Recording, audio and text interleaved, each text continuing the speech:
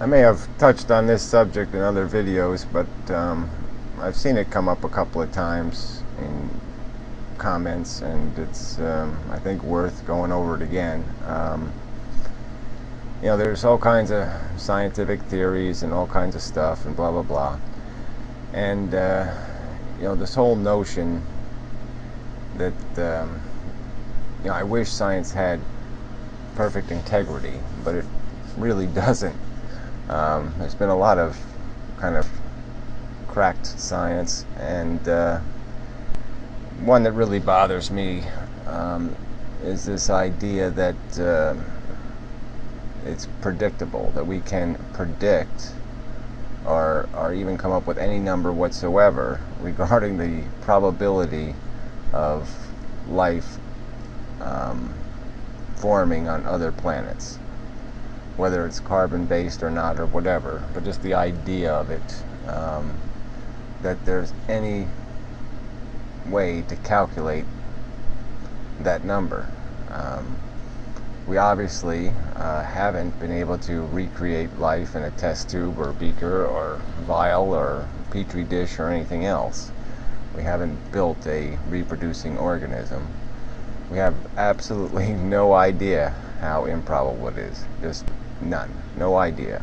Could be really simple. Could be preposterously unlikely.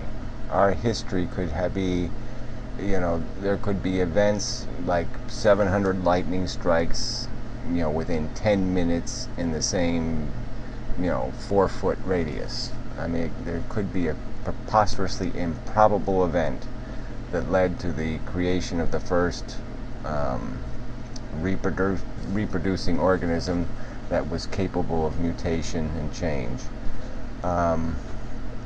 And so it's just false science. There's just no way to do anything but wildly guess. There's certainly, we can know certain things, in the sense that we know it certainly isn't simple. It doesn't happen easy. This isn't life, probably. We can say that realistically.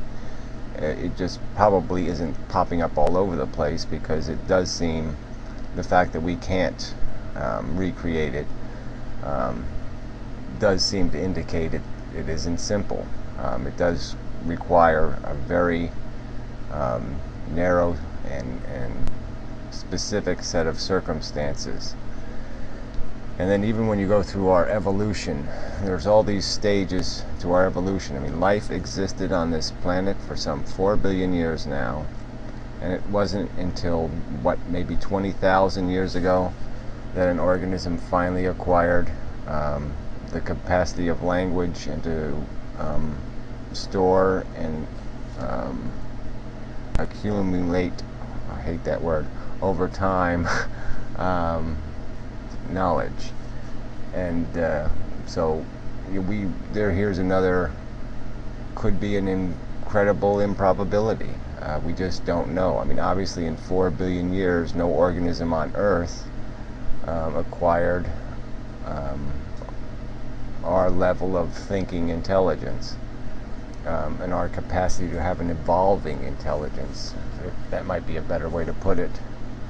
And so it's like a new life form. It is, it does have its own growth and change and expansion potential that's almost separate from our own physical development. But anyway, we just don't know.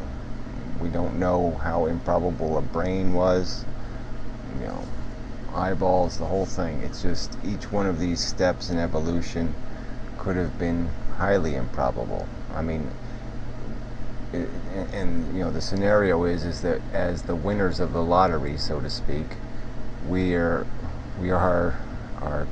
judgment is corrupted, because it seems so. Look, if you're the winner of the lottery, obviously stuff like, well, you can't win if you're not in it, all that stuff can make sense because you won the lottery. But that is not the objective way to look at it. And so it really isn't science.